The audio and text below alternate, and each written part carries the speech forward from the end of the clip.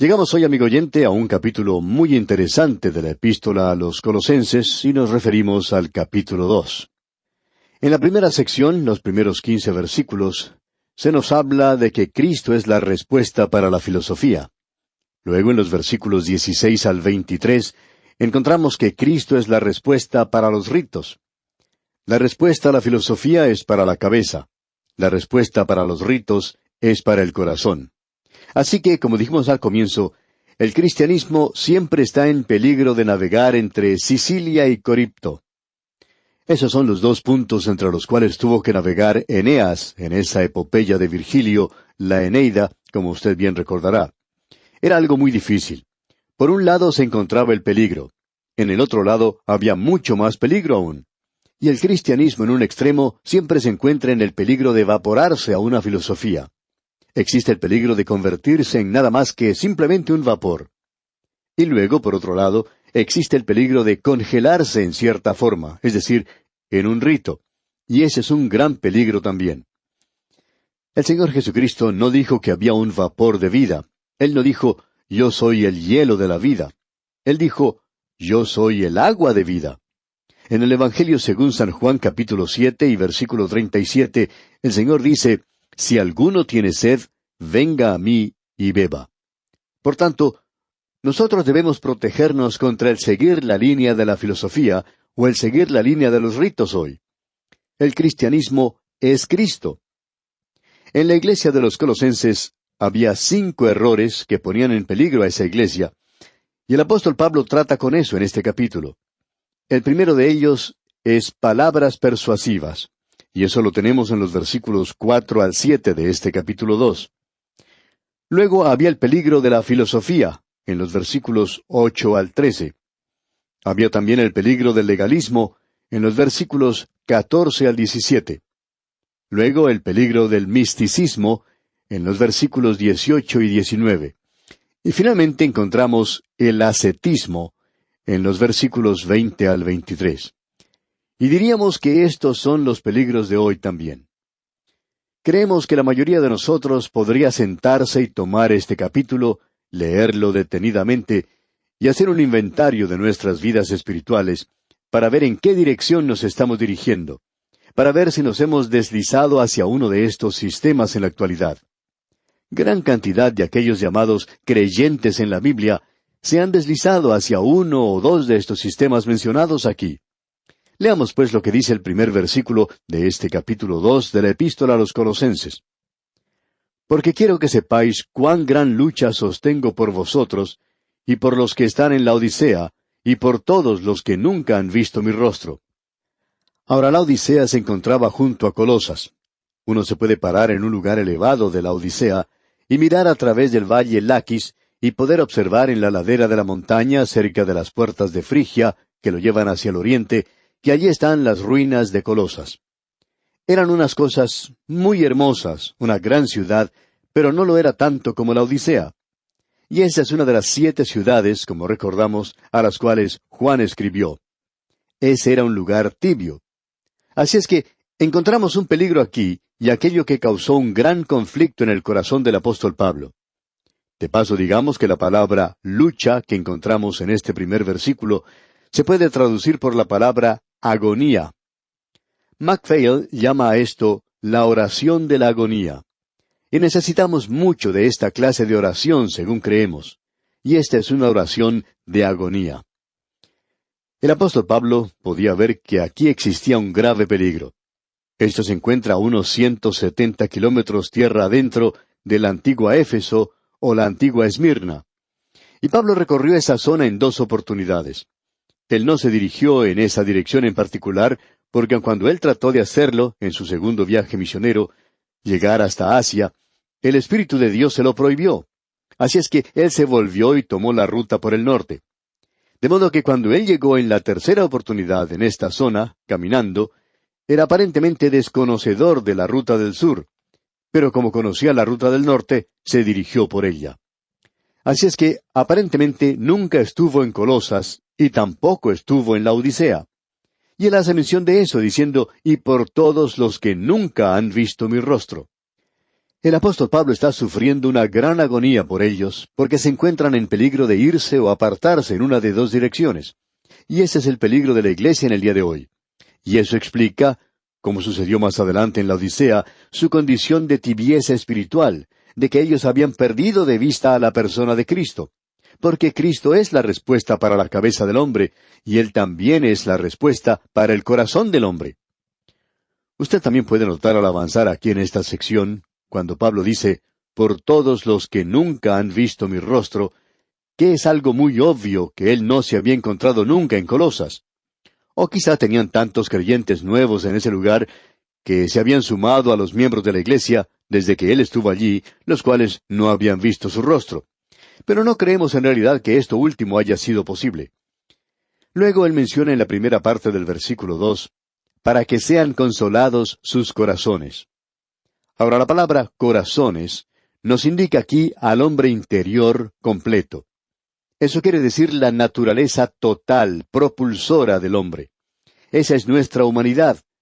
Que sus corazones, que su humanidad, que sus personas puedan ser consoladas. Y esa palabra aquí en realidad quiere decir unidas o tejidas juntas, y que puedan ser consolados, estando unidos o tejidos en amor. Esa es una unión muy compacta. El amor atrae unos a otros. Después de todo, lo que mantiene unida a la iglesia no son los dones, ni aun aquello que nosotros llamamos espiritualidad. Lo que mantiene unidos a los creyentes es el amor, amigo oyente. Ese es el cemento que nos mantiene unidos a todos. Luego Pablo dice a continuación en este versículo 2, unidos en amor hasta alcanzar todas las riquezas de pleno entendimiento. Esa expresión, pleno entendimiento, es algo muy interesante.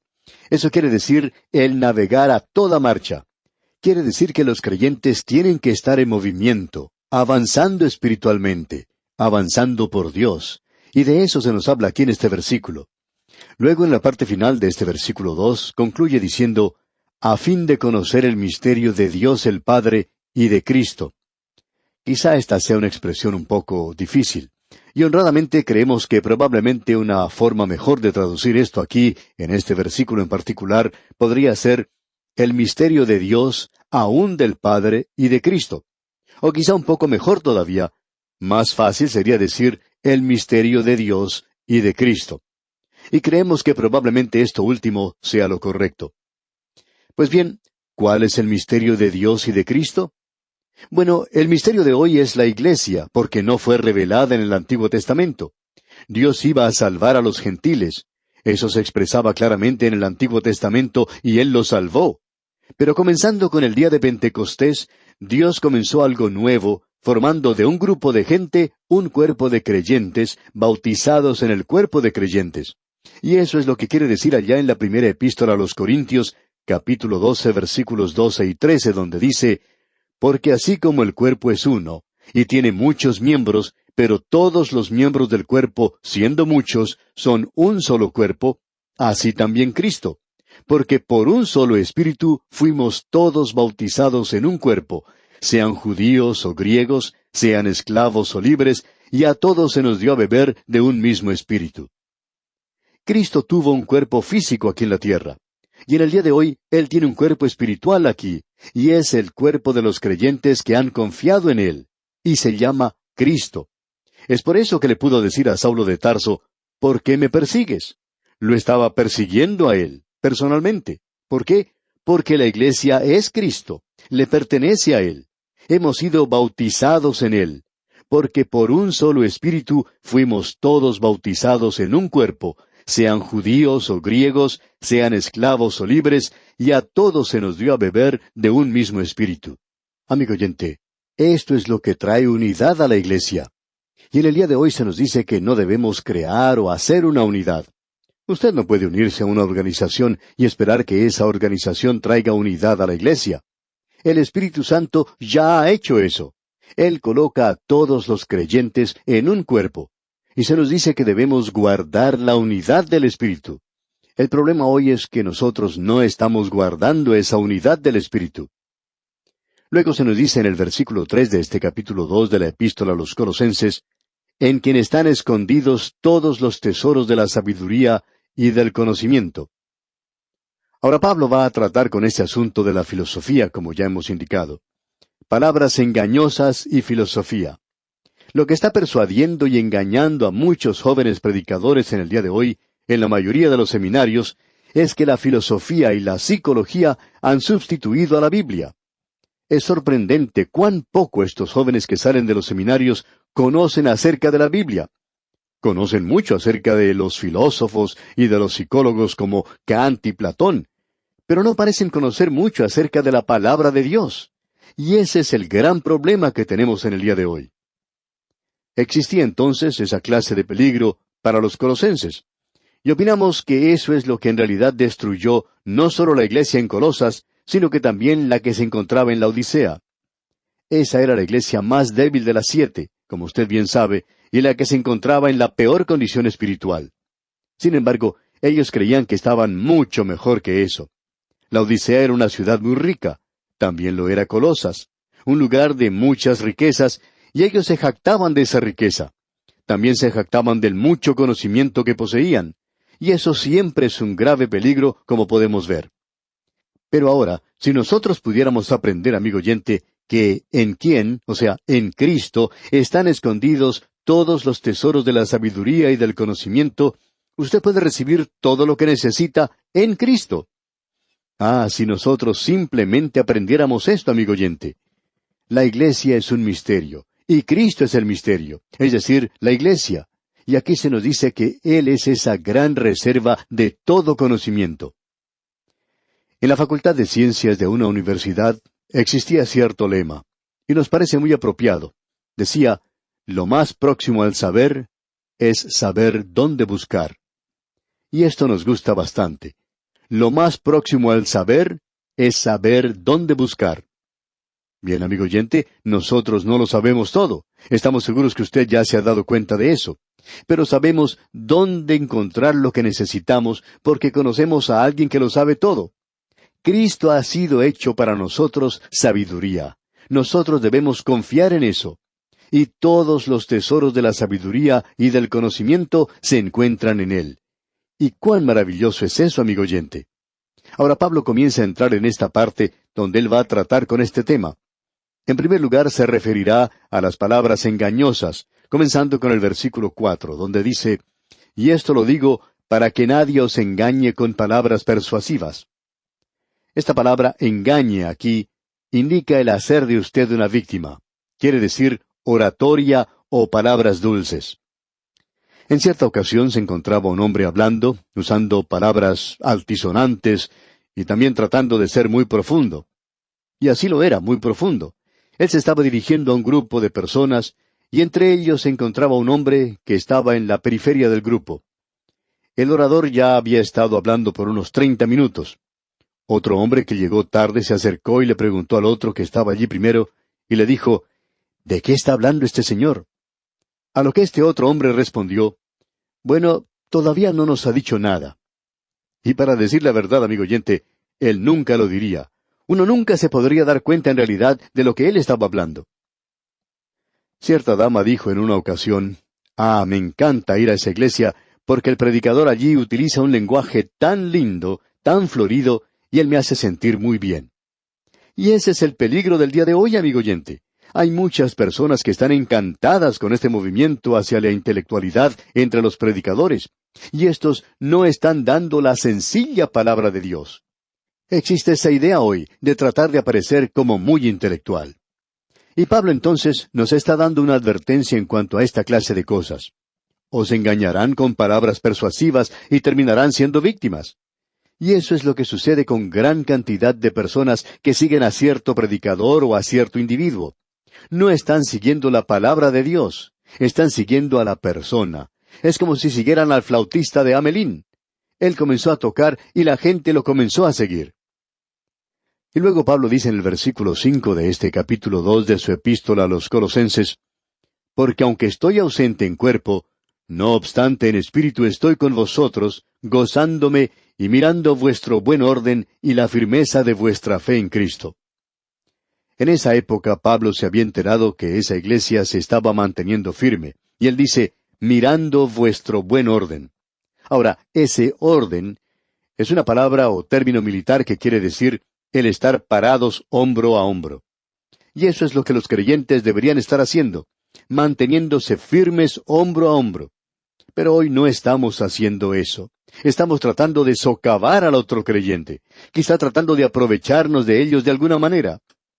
Amigo oyente, si hoy pudiéramos volvernos a este buen orden, a mantenernos firmes hombro a hombro. Luego el apóstol Pablo utiliza la palabra firmeza, y eso quiere decir un frente sólido, y quiere decir el estar inamovible. En realidad la palabra utilizada aquí es estereotipo, y eso es lo opuesto a un tipo que se mueve. Y Pablo nos habla aquí de un ser inamovible, siempre abundante en la obra del Señor. Y de eso es que él está hablando aquí. La iglesia en Colosas en aquel tiempo tenía esa reputación, y Pablo quería que continuara de esa manera, y que no fuera guiada por otros caminos debido a la oratoria de alguna persona. Y en el versículo 6 dice, Por tanto, de la manera que habéis recibido al Señor Jesucristo, andad en Él. Esta es una declaración maravillosa.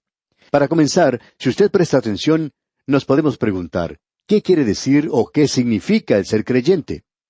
Siempre estamos recibiendo cartas de nuestros oyentes, y en una ocasión nos escribió un señor diciendo que no somos salvos.